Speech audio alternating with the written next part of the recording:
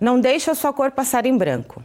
Essa foi a campanha amplamente divulgada para o Censo Demográfico, realizado em agosto de 2010 pelo IBGE, o Instituto Brasileiro de Geografia e Estatística. Esse momento marcou a inclusão das opções preto e pardo no quesito cor e significou uma importante conquista política do movimento social negro, que permitiu a identificação da existência física da população negra brasileira, essa que é formada pela totalidade indicada de pretos e pardos. Também permitiu a reivindicação de políticas públicas que atendam seus direitos sociais, econômicos e culturais e a distribuição dos recursos simbólicos e políticos. Tudo isso para o enfrentamento e a diminuição das desigualdades.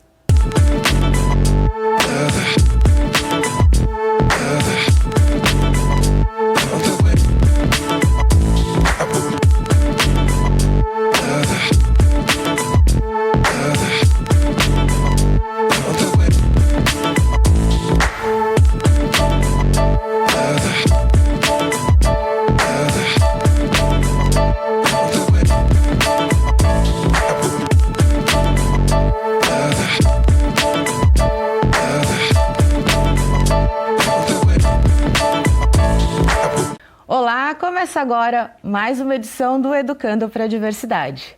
Esse é um espaço de diálogo que conta com o apoio do convênio Unesp Santander para a valorização da diversidade em busca de uma sociedade mais equânime. Nós vamos tratar hoje de questões referentes aos pretos e pardos no nosso país. São diversos os tons de pele e diferentes tratamentos para cada um deles. Mas como fica a população negra em face aos preconceitos sofridos? E para nos auxiliar nesse programa de hoje, nós recebemos aqui a Andressa Ugaia, que é docente da Unesp de Bauru e coordenadora na unidade do NUP, que é o Núcleo Negro para Pesquisa e Extensão na Unesp. Nós recebemos também a Mônica Abrantes Galindo, que é professora de Física do campus de São José do Rio Preto e é integrante do NUP. E durante o programa de hoje, vocês verão na nossa tela algumas fotos de um ensaio fotográfico feito pelo Gabriel Rangel, pelo Michel Garcia e pela Fernanda Cotes. Eles são estudantes do curso de Design e Jornalismo da Unesp de Bauru. O ensaio chama-se Ser e retrata as várias nuances da negritude no Brasil. Esse é um belo trabalho desses jovens. E professoras, sejam bem-vindas ao Educando para a Diversidade. Obrigada. Muito obrigada. Prazer estar aqui com vocês. Obrigada. Professoras, eu proponho que a gente inicie esse nosso diálogo falando sobre a relação entre a construção da identidade das pessoas negras no Brasil, levando em consideração que essas pessoas são formadas pela população, pelos pretos e pardos, né? E o enfrentamento das violências no pós-diáspora, né?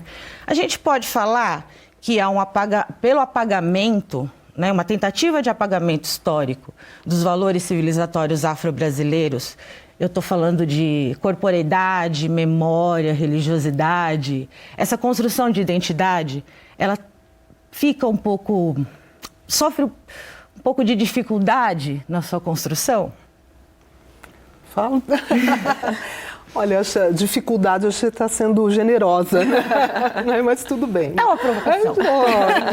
Ela sofre sem dúvida nenhuma, né? Muita dificuldade. E acho que até quando a gente pensa na questão da diáspora e do próprio processo de escravização, a gente tem que falar assim de perda de identidade.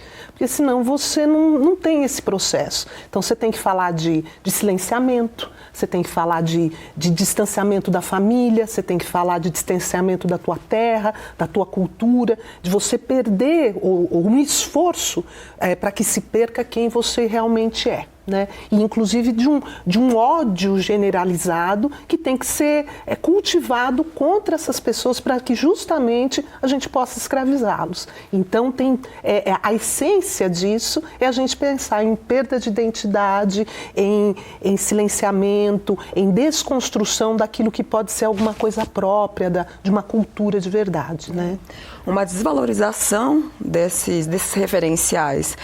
Porque como que o dominante, o colonizador, ele consegue manter essas pessoas nesse sistema escravocrata sem minimizar, sem diminuir, sem suprimir essas identidades, essa cultura, os meus referenciais. Então, não tem como a gente pensar, falar do racismo sem falar nesse processo de extermínio dessas epistemologias, né, do etnocídio dessas culturas africanas que para cá foram trazidas, traficadas e oprimidas. Então, quando a gente fala de perda de identidade, eu penso que não é no sentido de nós, negros, deixarmos as nossas identidades, vamos deixar para lá, mas muito mais no processo de fazer com que eu não me reconheça mais naquelas referências, naqueles referenciais.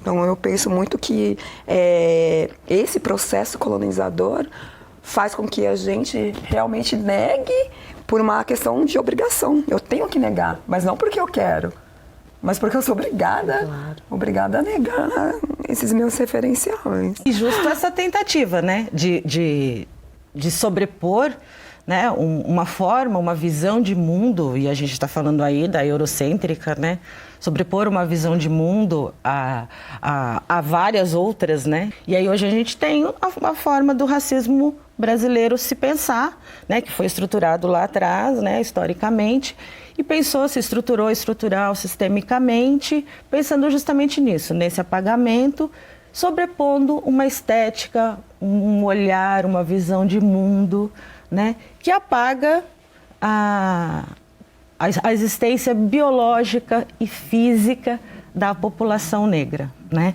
Essa violência que passa por uma coisa que que eu queria abordar aqui com vocês. A desvalorização da estética negra em detrimento da estética branca, né? O quanto isso causa dano para a construção dessa nossa identidade. Eu percebo, assim, eu sou professora, trabalho com arte, com dança, então eu percebo que em relação, por exemplo, às danças de matriz africana, elas são usadas em grandes eventos, né? Então a gente pega os últimos eventos que teve, Olimpíadas, Copa, então você tem lá a favela presente, você tem o funk, você tem as culturas, aspectos das culturas indígenas nesses megas eventos. Então, assim, numa sociedade racista, eu me aproveito quando aquilo, para mim, vai ter algo positivo, benéfico. E quando não, eu rechaço. Então, é um pouco esse comportamento de uma sociedade baseado, né, nesses valores diferentes e desiguais. Então, eu desvalorizo essas danças porque elas são danças de negros, mas ao mesmo tempo, quando ela serve para mim, eu uso para mim. Então, é uma sociedade que é bastante hipócrita nesse sentido, né? E entra também uma questão do que é exótico, né? Então aí é a dança, não é verdade? Aquilo é diferente, é bonito, mas é esse bonito, né? É um bonito assim que é porque é diferente, alguma coisa assim, né? Que tem um tom assim ruim, né? Não é o que não é uma beleza, não é de uma arte diferenciada, mas é o que é o exótico, desejável, verdade. Cultura, né? Entender aquilo como cultura, Exato. como expressão de uma vida, de um modo de ser, de um modo de se vestir, de um modo de dançar, no modo de entender o mundo. Porque sempre quando a gente fala do étnico ou desse exótico, a gente tem uma referência ou trata como sendo uma referência branca, ocidental, e os outros são os outros, né? Então acho que a gente também precisava pensar um pouco nisso. Sim. E como olhar do outro é sempre muito importante, né? A nossa equipe de produção foi saber como algumas pessoas costumam ser identificadas pelas demais nas ruas. E essas são as pessoas negras. Vamos dar uma olhadinha? Muita gente me chama de morena, mas eu acho que o certo é me chamar de negra, porque eu sou negra mesmo, eu não sou morena. Já vi pessoas a me chamarem de moreno. As pessoas falam que eu não sou preta, que eu sou amarela. Você não é muito preta, entendeu? Não muito. Bom, as pessoas já me chamaram de morena, negra e café com leite. E eu prefiro negra, porque eu sou negra, né? Tem muita gente que chama a gente de moreno, né?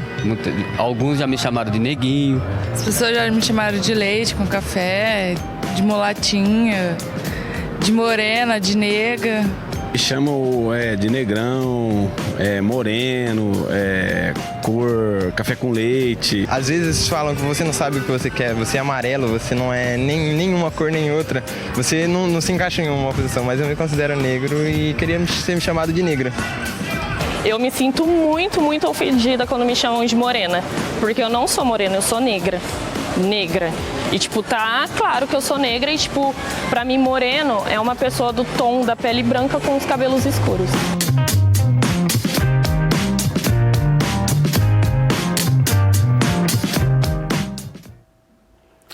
Então, aí a Jéssica se sente muito, muito ofendida. Outras pessoas se sentem muito, muito confusas, né? Outras pessoas não sabem se aceitam ou não. E como fica, não é?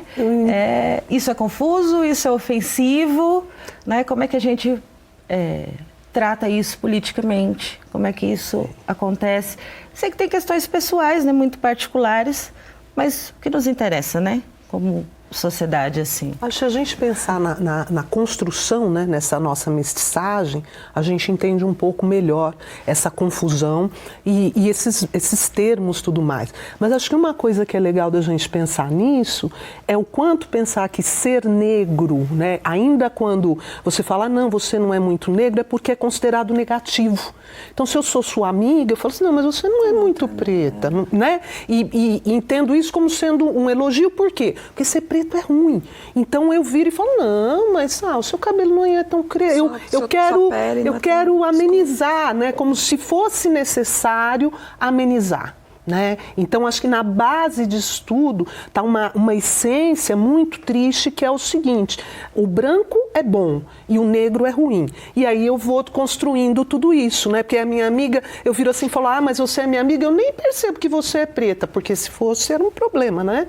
Então, tá isso, né? Eu quero tratar como um elogio, mas a essência é considerar que ser preto é ruim, né? E eu acho que a gente está num momento, nesse aspecto, bom, ou pelo menos numa direção um pouco melhor, que a gente está conseguindo, né, pensar nisso e questionar isso com mais força, de falar, não, né, eu sou preta e isso não é um problema, você não está me ofendendo por dizer eu sou negra, né, por me tratar assim. Eu sou, né, posso ser mestiça, posso ter um pouco do branco, e isso também me constitui, né, não precisa amenizar a minha negritude. Por favor, não o faça, né? Não precisa, né? Eu acho que até as pessoas, talvez numa inocência, entram nessa, como é ruim, né? Então vou amenizar. Falar, não, tá tudo bem, né? É bom, né? Eu acredito que eu tenho passado por isso, porque eu sou mestiça de negro, com oriental, então eu sou a tal da exótica, né? Nossa, essa palavra ronda bastante a minha vida, que todo mundo falava, nossa, como você é exótica, como você é linda. E eu gostava daquele termo. Até então. Porque hoje, gente... Até entender o que ele era, Até entender o que ele é. E aí que passa a nossa formação, a nossa identificação como pessoa negra passa por um processo de político e um processo de reflexão e de criticidade. Porque o morena, o pardo que está na minha certidão de nascimento, eu olho aquele pardo na minha certidão de nascimento e falo, gente, o que é isso? Eu não sou parda, eu sou negra. Eu tenho traços japoneses, mas eu sou negra, né? Olha para mim. Então, essa questão... E quem me criou foram mulheres negras. Então, os meus referenciais são de mulheres negras. E eu me reconheço nessa cultura. Então, eu me orgulho, né? Eu adoro a cultura japonesa, amo a cultura japonesa. Tenho vontade de conhecer o Japão, assim como tinha, né, desejo de ir à África. Consegui realizar esse desejo. Mas quando a gente pensa a sociedade brasileira, a questão, acesso à educação, acesso, né, a trabalho, a gente não está falando de igualdade. De jeito nenhum. Então, o mestiço, nesse caso, eu, por exemplo, né, Nossa. morena, mulata, seja o que for, a gente não está em pé de igualdade. Exatamente. Então, para mim, essas questões são questões que precisam ser refletidas, debatidas, não só dentro do movimento negro, por nós, pessoas negras, mas por pessoas brancas. Sim. Chamar essas pessoas para esse debate. Quando a gente fala, né, lá do colorismo, da tal da pigmentocracia, né, um tratamento diferenciado, mas que serve muito mais como uma desarticulação nossa, como povo negro, que esquece, por exemplo, que o povo negro não é um povo homogêneo, né? Que foi isso que a gente falou. Então, peraí. Então, os tons de pele fazem parte dessa comunidade, fazem parte da gente, né? E que serve muito mais a isso, né? Nessa questão de uma certa desarticulação do que realmente uma questão de realmente privilégios. E uma palavra que eu acho legal é o seguinte, quando a gente fala de privilégios, de alguma coisa relacionada com esse colorismo, a gente está falando de tolerar. Tolerar não é aceitar. Então, tolera-se um pouco mais. E que também tem um ponto seríssimo de um certo narcisismo, né? Que a Quilomba fala, que é muito legal, né? Porque aí eu te tolero mais, a branquitude, porque ela vê em você alguns traços dela mesma, né? Então, então você merece, você tem mais traços parecidos com o branco, então você pode vir. Está mais para cá. Então eu te tolero um pouquinho mais, né? Porque eu vejo, não é uma valorização, ainda que seja de uma mestiçagem como um todo, mas é daquilo que eu vejo de mim em você. E aí é legal. Então você pode ficar mais um pouquinho só, porque também não vamos exagerar, né? Não é assim. Pois é, e esses aspectos, né, que vão se aproximando da branquitude, são alguns aspectos, é algum tema que a gente vai explorar um pouco no próximo bloco, porque o Educando para a Diversidade vai agora para o intervalo e a gente volta já falando um pouquinho sobre isso e também sobre o aumento do comércio de produtos para a beleza da população negra. A gente volta já. Ser moreninho não é ser negro. Ser negro é ser negro.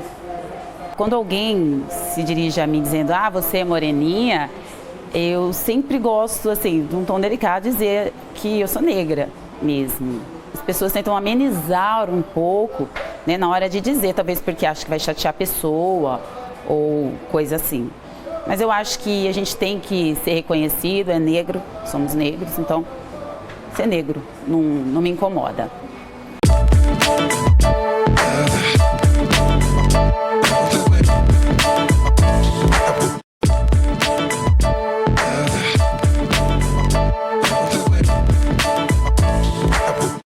Meu companheiro ou minha companheira, não digam besteira, se assumam, ensinem nossa cultura, a sua família, a nossa tradição, a nossa evolução, tudo isso está em suas mãos. Não é brincadeira não, tô falando sério, eu falo sério.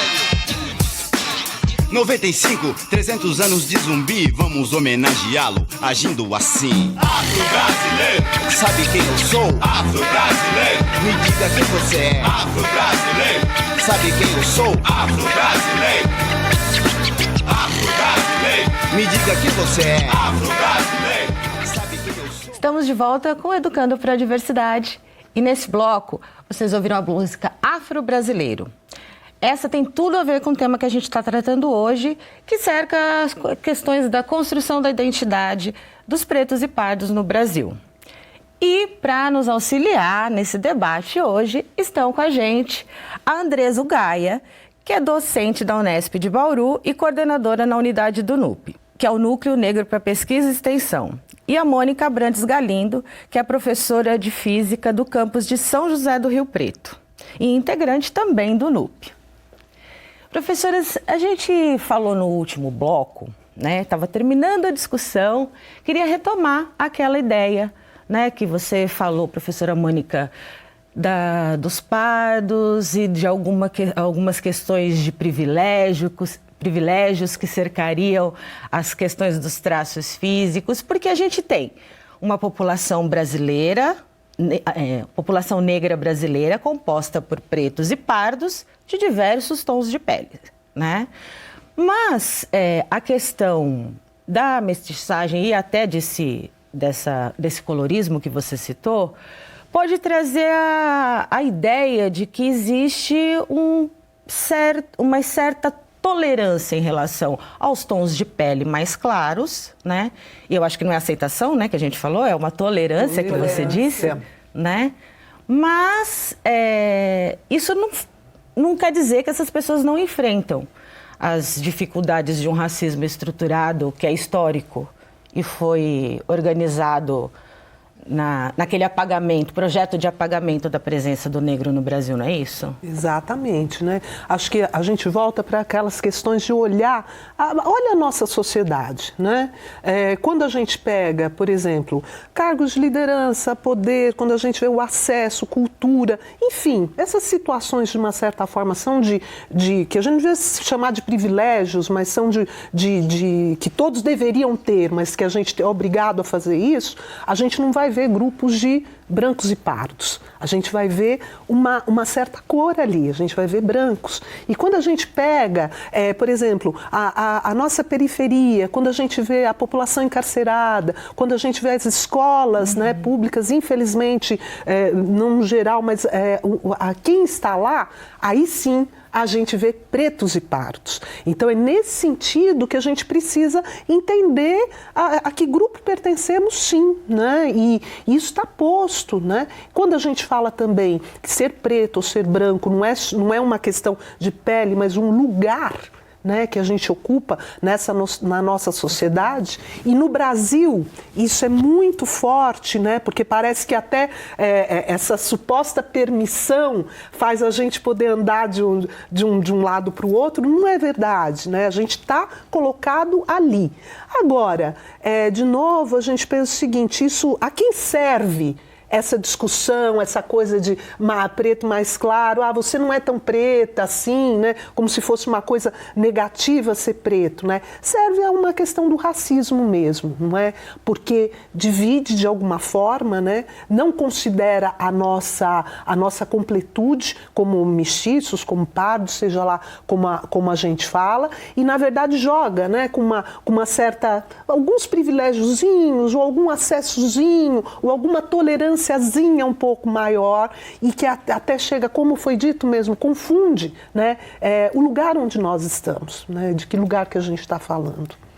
Então é uma questão bastante delicada, porque quem estabeleceu pra gente que nós somos divididos em pretos e pardos?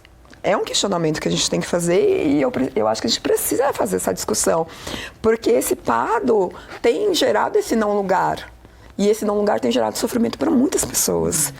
Então, é uma discussão latente. A gente vê muitos jovens sofrendo por conta disso. E quando o movimento negro vem e reforça que eu sou afrodescendente, que a minha formação, a minha origem é negra, é africana, eu não aceito mais esses termos, como apontou muitas pessoas falando no VT. Não, pode me chamar de negra, porque eu sou negra. Então, essa discussão veio e hoje está um pouco mais fortalecida e abrangendo uma discussão maior, porque o movimento negro se organizou para ampliar essa discussão e para afirmar a nossa identidade negra. Por isso que talvez eu acredito que não aceitar mais esses termos, mulato, moreninha, exótica, vem desse esforço para a gente se reconhecer como pessoa negra. Como disse a Lélia Gonzalez, né, deixou para a gente isso assim, ser negra é uma conquista política, né? Sim. É uma conquista, né? De você conseguir construir. E eu acho que essa, mesmo não sendo um consenso, mas eu acho que estar na pauta da discussão, né? Verdade. Porque o movimento negro passa a ressignificar isso, né? Quando traz a questão tanto do termo racial, né? Raça, né? Ressignifica o termo raça, né? Como um termo político, e aí ressignifica, traz também para nós, olha, que negro, né? É importante ser usado, que no Brasil isso tem uma outra forma de ser utilizado. Quando o movimento pega e chama de negro e traz pretos e pardos são negros, isso é muito importante. Sim, então você agrupa dá o nome, né? Ou põe no grupo que é o que é. é mesmo, que é onde a gente tem que estar, né? Então, isso é fundamental. Né? E assim, tem um espaço, né, da construção dessa identidade que ele é muito, eu acho que muito voltado para essa questão da estética, né? E nós vamos conhecer agora algumas pessoas que vivem a valorização da estética negra e elas falaram um pouco pra gente sobre como é que isso acontece. Vamos dar uma olhadinha nesse VT? Brother! Assuma sua mente, brother! E chega a uma poderosa conclusão de que os blacks não querem... No passado era bem mais difícil de encontrar produtos de cabelo, roupa, até meia calça, né? Que a gente somos negras, era bem mais complicado de achar uma calça da forma da nossa cor. Na minha época eu tinha que colocar meia calça preta, porque não tinha do tom da minha pele. Minha mãe é negra e eu lembro que ela usava ferro, aqueles ferros de passar no cabelo mesmo, pra tá alisando, né? Hoje não tem mais isso. Tinha que fazer umas misturas, pegava um pó de uma cor, outro pó de outra cor, e ainda assim não ficava bom, né? Porque não era do tom da minha pele. Aí agora já tem mais opções, né? Muitas negras às vezes desistiam de fazer maquiagem, porque se ela ia comprar numa loja de cosmético, elas forneciam um pó para ela que deixava ou a pele dela branca ou acinzentada. Hoje um produto para cabelo cacheado ele tem a mesma atenção que um produto para cabelo liso. Um produto para pele escura, né, tem o mesmo atenção de um produto para pele clara. A quantidade de pessoas procurando produtos para cabelo crespo, cabelo cacheado, pele escura, isso trouxe, né, com que as estratégias de mercado fabricassem um leque muito maior de produtos diversos. E hoje as indústrias vendo essa aceitação do negro, que eles estão mais vaidosos, estão se assumindo, eles estão investindo, né? Porque antes, uma pessoa que tinha um cabelo cacheado, um cabelo afro, se ela usasse esse cabelo cacheado, não tinha um creme bom, não tinha um ativador de cacho, um leave-in para cabelo cacheado, que hoje já existe. E hoje em dia você percebe que as pessoas elas se mostram mais, elas têm muito mais identidade. Então você vê um público cacheado muito grande na loja. Não dá para poder negar assim que isso aumentou bastante. Eu fico muito feliz com isso, né? Ainda bem que pensaram na gente e hoje a gente tem bastante opções, ainda bem. Quando foi em 2016, em outubro, dia 1º de outubro, eu abri um box sobre identidade das mulheres negras, que envolve decoração, tiara, brincos, tudo para fortalecer a nossa identidade, para a gente trabalhar a questão da autoestima, né? Então, eu usando um acessório, eu estou reafirmando, é um símbolo de resistência. Se a pessoa já usa um brinco escrito preta, crespa, já é um ato político, já é uma resistência. O turbante também é um ato político, é uma resistência. As tranças, as roupas, são todos atos de resistência. Se você é uma pessoa de pele preta que não gosta da sua ancestralidade, não gosta da sua cor, raramente você vai usar um acessório que te lembre isso, né? Você vai querer se afastar. Então, de 100%, 80% das minhas consumidoras, das minhas clientes, são mulheres brancas.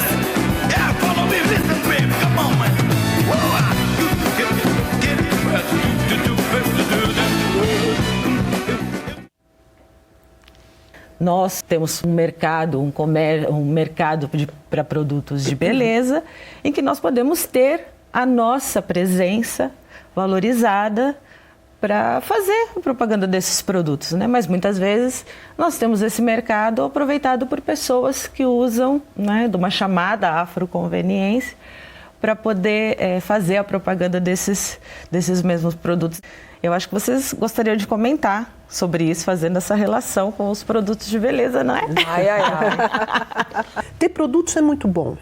E não deixa de ser um reconhecimento, né? Porque você pensa, se alguns anos atrás você chegava e achava que o meu cabelo e o cabelo de uma moça lisa por aqui era a mesma coisa, não é. né? Óbvio que não é, mas você não tinha um produto específico. Então, acho que isso é um avanço quando a gente pensa na questão das invisibilidades, e aí também a gente era invisível nessa questão do mercado, né? Então, não tem produto, não tem um pó que te sirva, não tem nada, você gostando ou não, isso não existia. Então, quando você falou, isso é bom, né? Eu posso ter uma coisa específica, posso ter uma maquiagem que eu goste, enfim, isso é muito bom. Eu só acho que a gente não pode ser inocente. Ter esses produtos não tem nada a ver com o combate ao racismo, uma questão de direitos humanos, uma questão de olhar para a população negra no sentido que acho que a gente está falando aqui. Aqui a gente está falando na nossa sociedade, que é uma sociedade capitalista, que nós negros fomos vistos como um bom nicho de mercado. Então, a gente pode até tratar como um bom reflexo. Afinal de contas, 50% da população, né? Então, acordou, né? E um reflexo de acordo com o IBGE, não é? Pretos e pardos, população negra. E um reflexo que eu acho, aí eu quero ser até um pouquinho positiva, né? Para não ficar muito assim, falou, é um reflexo bom que se o mercado viu, significa que a gente está tendo um pouco de dinheiro, está tendo um pouco mais de dinheiro a ponto de ser interessante. Então, tudo bem. Tem outra questão que é assim, quem ocupa os lugares lá, nessa empresa que pensa esse produto, que pensa o design, que pensa as cores, que pensa a embalagem, são pessoas negras. Então, esse questionamento é um questionamento importante, porque, ok, eu quero produtos para usar, mas eu também quero que meus pares ocupam esses espaços. Né? De pensar uma linha e ter essa linha ter relação com as minhas culturas, com a minha cultura. Então, essa é uma questão que eu acho que é importante a gente também questionar. A segunda questão, que quando a Mônica fala que esses produtos não vêm para combater o racismo, superar esse racismo, é o tipo do slogan, da frase que vem nesses produtos. Então, eu lembro que quando eu comecei a usar, né, produtos para cabelos cacheados, diminua o volume. Também. Domine os seus cachos. Diminua o frizz. Domine os seus cachos. Tipo, deixa meu frizz, né? O domínio é ruim pra gente, não é verdade? Dominar não é um bom verbo. Reforçando o que a Mônica apontou, esses produtos, eles estão voltados para um nicho do consumo, do lucro, do mercado. Ele não vem para ajudar a combater o racismo, a superar uma ideologia da branquitude, porque nesses produtos ainda mora uma ideologia da branquitude. Porque é muito bonito seu cabelo crespo, mas menos, mas né? menos. Domado, não é assim. Não é tipo, não é tipo Black Power, não é domado em alguns lugares. Assim, então, quando a gente fala, né, desse racismo sutil, velado, tá aí. E esse aumento do produto para negros, pessoas negras, reforça a identidade da autoestima. E para contar um pouco dessa história, um pouco de como foi o seu processo de descoberta de identidade, a gente está aqui com a Camila Apolônio. Camila, seja bem-vinda ao nosso programa. Obrigada. Camila, por favor, fique à vontade. Obrigada. E eu quero então que você, por favor, compartilha com a gente aqui como é que foi esse processo. Eu sei que você, no seu canal no YouTube, né, contou pra gente como você se descobriu não branca. Então, a primeira vez mesmo que eu ouvi que eu não era branca foi quando eu fazia estágio na Defensoria Pública com o Dr. Alan, que é um homem negro. E ali na banca só tinha pessoas negras, só que até então eu não me via. Na verdade, mesmo depois disso, eu não me via. Ele chamava a nossa banca de banca da pretitude, da negritude e tudo mais. Mas eu não me enxergava como negra. Até porque eu sou filha adotiva, meus pais são brancos. Meu pai é branco, do olho claro e loiro. E então eu cresci ouvindo que eu era morena, que eu pegava cor fácil, escutei muito que eu era exótica, moreninha e tudo mais, café com leite, cor de chão também, eu escutei. Cor de chão? Cor de chão? Cor de chão. Já escutei que eu tinha cor de chão. Mas você sabia que era adotada? Eu sabia, sempre soube que eu era adotada, desde bebezinha. E até que um dia eu tava com meu marido na casa de uma amiga nossa, a mãe dela tava lá também. E se referindo a mim, né, a mãe dela falou, mais uma preta que a gente vai colocar para desfilar, para representar a gente. Eu falei, nossa, eu sou negra então. E eu não sabia, então eu fiquei um mês basicamente com isso na cabeça e pensando, eu sou negra mesmo. Daí que eu fui entender toda essa história. Ela me explicou um pouco do colorismo também.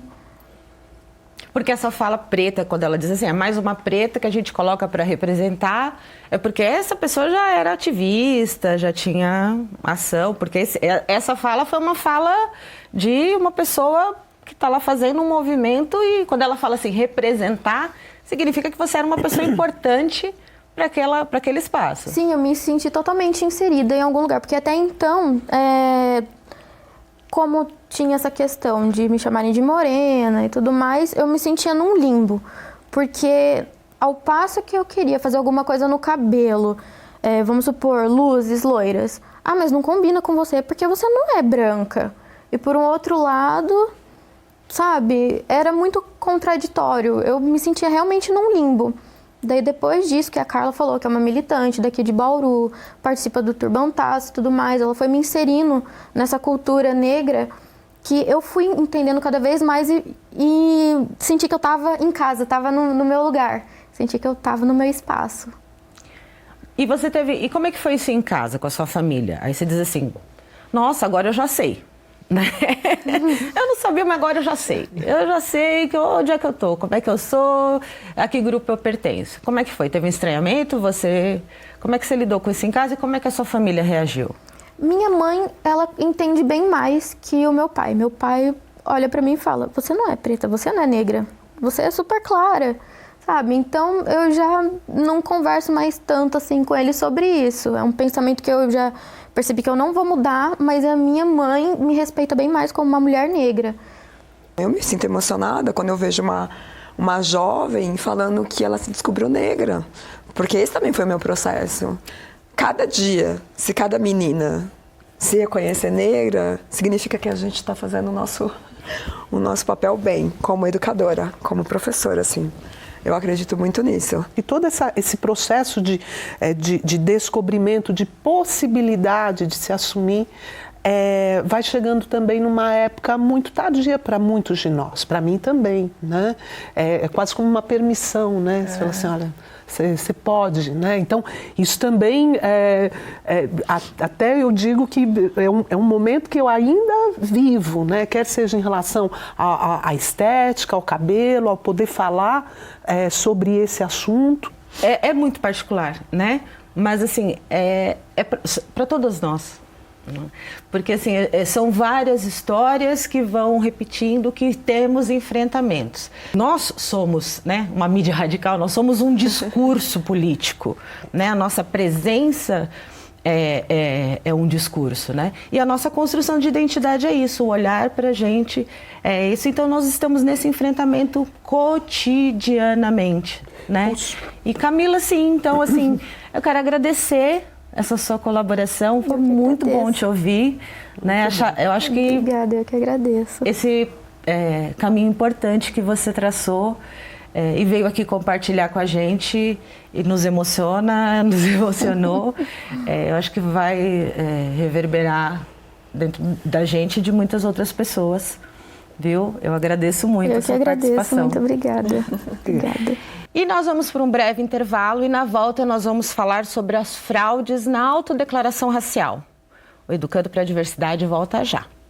Antigamente eles achavam que o negro não se cuidava, não tinha uma qualidade de vida melhor. Hoje eles sabem que a gente tem uma qualidade de vida melhor, então procuraram a oportunidade de lançar todos esses produtos, especialmente pra gente, para chamar mais atenção no mercado, na nossa área, né? Então acho que foi uma oportunidade que eles acharam entre a gente, deles melhorarem a venda deles.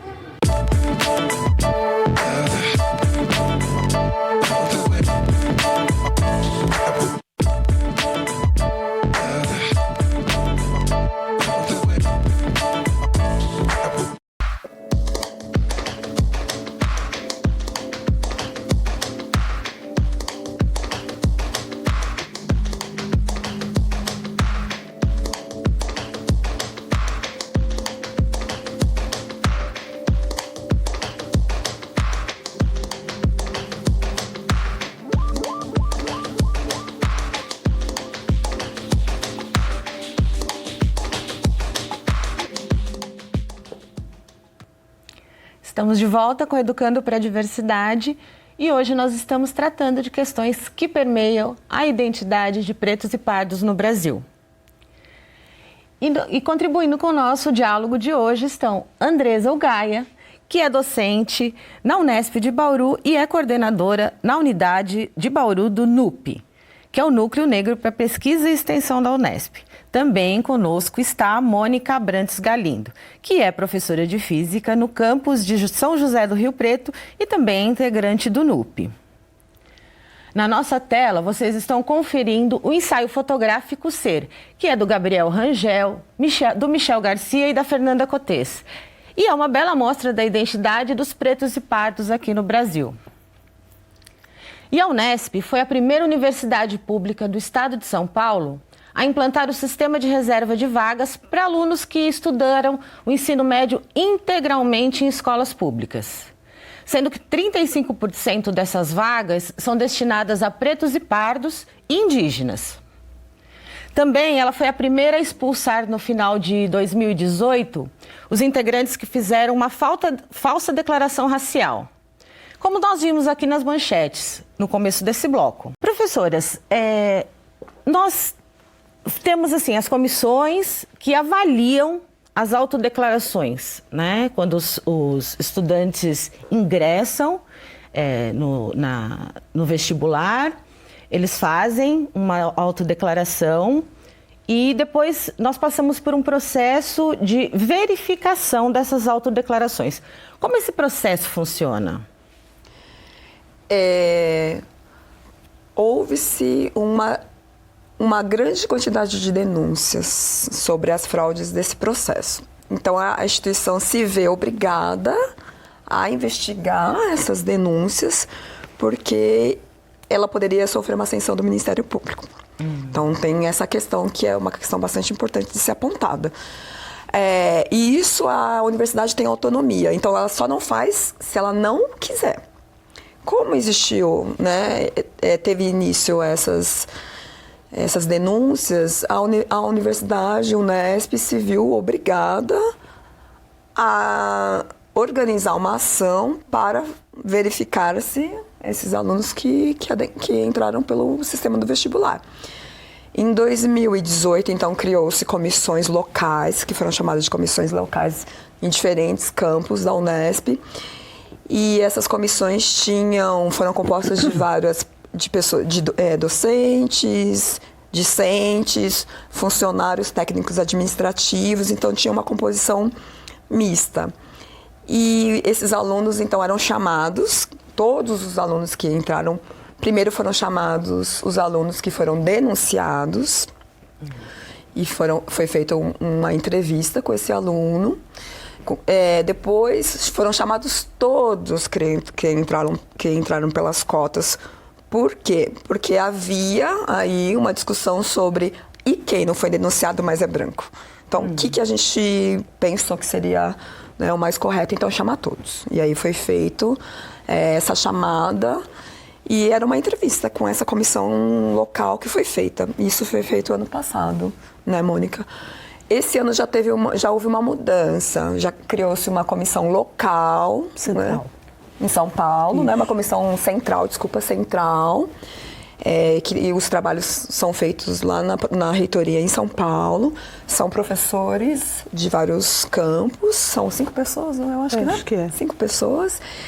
E aí são 3 fases. Primeiro, por foto, por imagens de vídeos que foram gravadas durante matrícula. A segunda fase é uma entrevista por videochamada.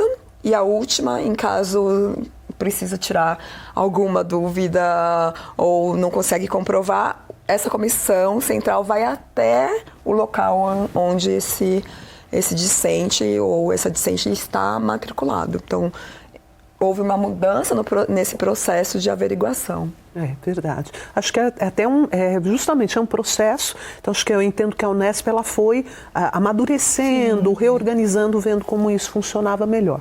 Importante a gente ressaltar que essas informações elas estavam no manual. Então os alunos são informados de quais são os critérios para isso, porque acho que isso é muito importante. Porque ainda que a gente possa discutir, acho que até há uma discussão, né, de como isso pode ser feito, mas a universidade tem que ter um critério, esse critério aparece no manual e as comissões de averiguação, tanto as locais como agora, elas se pautam nesse critério que tem a ver com o fenótipo, né? E acho que é importante a gente pensar uma ação afirmativa, ela tem essa ideia de ter uma oportunidade para quem, de uma certa forma, não pôde ter essas oportunidades, né? E compensatória mesmo. Então a gente não pode, é uma pena que a gente tenha que gastar tempo com isso, mas é muito importante, porque é um movimento de proteção a essas ações afirmativas para que elas possam realmente garantir o direito a quem tem o direito, né? Que são a população preta, parda e índia. E na lei, a lei estabelece essa averiguação ou o direito é da pessoa dentro de um fenótipo, que é cor da pele, cabelo, boca, nariz. Por quê? Que há controvérsias, isso pode ser, né, questionável, mas nós, pessoas pretas, inicialmente, somos discriminados por essas características. Esse critério de fenótipo, eu acho que é importante destacar também que é um critério não faz parte da autonomia da Unesp, né? Ela segue a orientação do Supremo Tribunal. Sim. Né? Quando a gente usa o fenótipo para as cotas, ele não serve. Nossa, mas vocês estão reforçando essa questão racial? Raça não existe, né? A gente já discutiu isso, só existe uma raça humana, ok. Né? Então, quando é para cotas, fenótipo é uma coisa ruim. Quando é para discriminar, né, para continuar com as questões de privilégio, aí eu uso o fenótipo. Se eu sei onde encontrar uma pessoa de determinada cor, isso se chama apartheid. Não é? Se eu quero encontrar um menino negro, eu vou numa escola que custa R$7 mil ou eu vou numa escola pública? Pois é, né? Então, se eu sei onde eu vou, eu sei quem são os lugares, onde estão cada um nos seus lugares. Você vem dizer para mim que racismo não existe, é coisa da nossa cabeça, é coisa de preto. Pois é, que ele não está estruturado, que não existem né? Que a gente que inventa essas questões. E não inventamos, né? Mas precisamos conhecer, precisamos tratar, para a gente precisa saber do que se trata, né? Nós precisamos falar dela. Né? E precisamos reconhecer a questão do fenótipo e também de quem se aproveita, né? Dos nossos belos traços, da nossa beleza, para criar uma outra questão. Que antes a gente tem condenado muito a questão do blackface, né? Mas nós temos uma outra questão, que é o tal do blackfishing, não é? Que é quando se aproveitam das nossas características em benefício, né?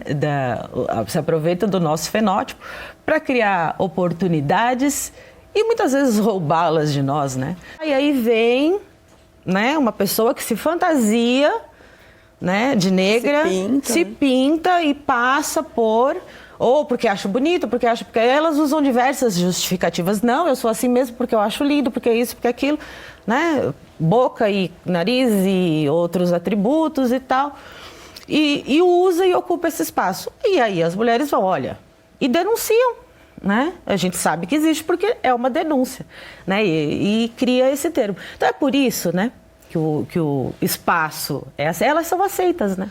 Por isso, justamente por isso. Quem aceita é o mercado consumidor. Quem produz, né? Quem produz.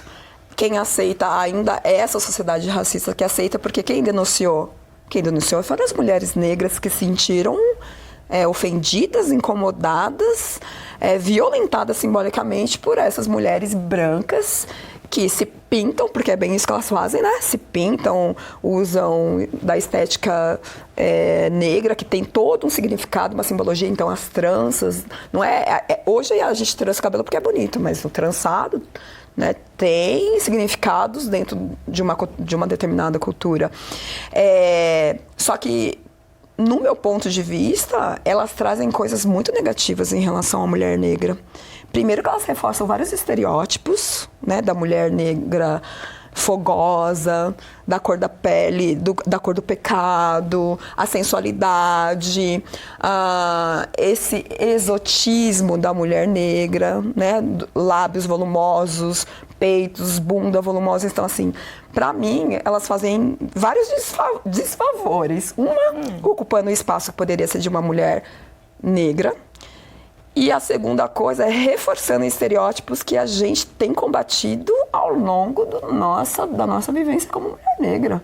Porque a gente não quer mais ser visto nessa única perspectiva, né, do físico, da sensualidade. A gente tem lutado para ser enxergada de outras maneiras. Então, para mim, esse movimento do blackfishing só traz construções negativas como referência, no meu ponto de vista.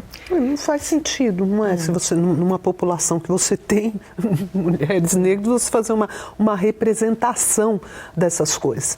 Eu diria só uma coisinha, talvez uma provocaçãozinha, né? Não em relação ao ato em si. Esse não tem nenhuma dúvida, só coisa negativa, não tenho o que dizer. Mas eu quero olhar o seguinte, nós temos, então, tido alguns nichos em algumas coisas em que, de repente, é bom ser preto.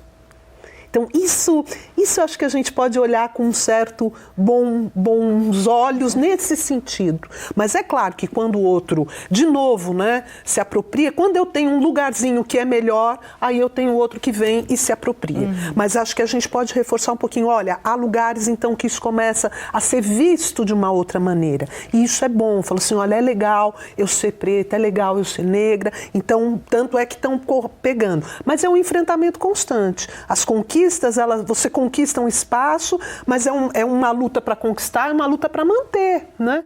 Mas nós não estamos sozinhos no enfrentamento. Porque na contramão do blackfishing, a nossa equipe foi conhecer uma arte educadora que tem como foco do seu trabalho a cultura afro-brasileira. Aí eu convido vocês para dar uma olhadinha que vale a pena. Quando eu comecei a despertar por essa questão da negritude, eu fui fortemente impactada pelo racismo quando eu vim morar em Prudente. E eu fiz 73 entrevistas de emprego aqui. Todos nãos. Aí eu dei um grito de guerra. Eu falei, já que é assim, vocês vão ter que me aturar. E agora eu vou entender o que acontece nesse lugar. E foi uma decisão política mesmo que eu tomei com a minha vida e com a perspectiva de trabalho. A gente começou com muito pouco recurso na calçada de casa, sem material. Foi a partir das pessoas doando, ajudando, contribuindo, dando uma ideia, uma sugestão. Então foi assim que eu comecei a me enfronhar de uma forma muito profunda na cultura africana. Do código de Geb, eu falei nude. A gente tem várias vertentes, que vai do papel machê, do barro, até a questão da escrita, da música, dos instrumentos idiofônicos, que são instrumentos feitos com material reaproveitado também, né? Então, e as plantas. Então a gente não consegue focar em uma coisa só, porque a cultura afro está muito espraiada na vida cotidiana. A questão é como é que você faz para afrocentrar a sua vida e as suas atividades. E aí é muito complexo, então a gente tem que ir fazendo aos poucos, até para as outras pessoas também entenderem um pouquinho do que a gente faz. Então a gente tem um foco, que é a valorização da cultura africana e afro-brasileira, porque a gente sabe o quanto ela sempre foi discriminada. E aí a gente viu que a gente podia positivar com esse trabalho de arte, porque ao fazer uma peça dessa, a pessoa de fato vai ter consciência de que não é algo tranquilo. Isso exige uma inteligência muito aguçada para se produzir, né? Era a meta de cada um deles um dia modelar uma deusa Ati. É uma deusa africana da sabedoria, de um povo chamado Ati. Esse fato deles terem visto materializado uma deusa negra faz uma diferença enorme, digamos assim, na psique de todos eles. né? Porque os brancos perceberam que existe uma deusa, para além de outras deusas do conhecimento, que são de outras cores, que é uma deusa mulher e uma deusa negra do conhecimento. E o trabalho aqui já reverberou no coletivo Mãos Negras na FCT, já reverberou no coletivo Dandara da Unesp de Assis, que nasceu a partir da colaboração do coletivo Mãos Negras. A gente conseguiu montar um acervo hoje com mais de 1000 livros de literatura infantil, africana e afro-brasileira, com livros de embasamento. A gente tem mais de 120 peças de cultura afro-brasileira e africana modeladas, com a etnia definida. Isso não é pouca coisa, é muito material que a gente construiu.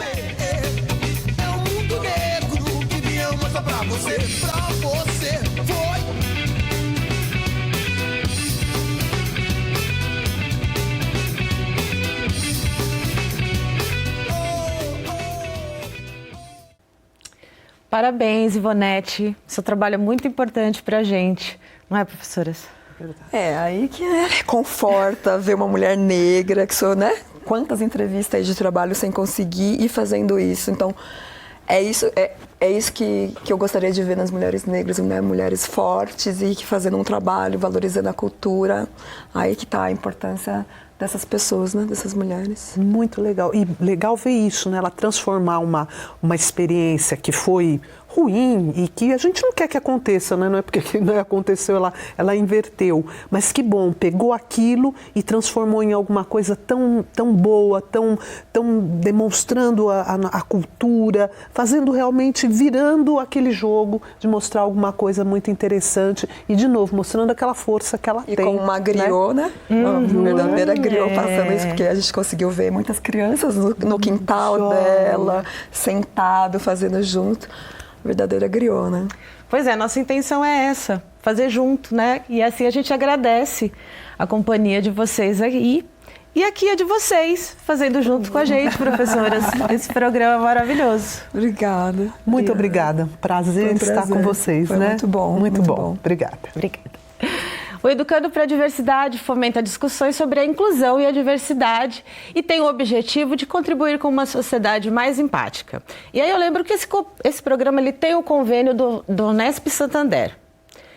No nosso canal no YouTube, você fica por dentro de todas as nossas novidades. Você acompanha os episódios já exibidos, pode se inscrever e eu espero você no próximo episódio. Até lá!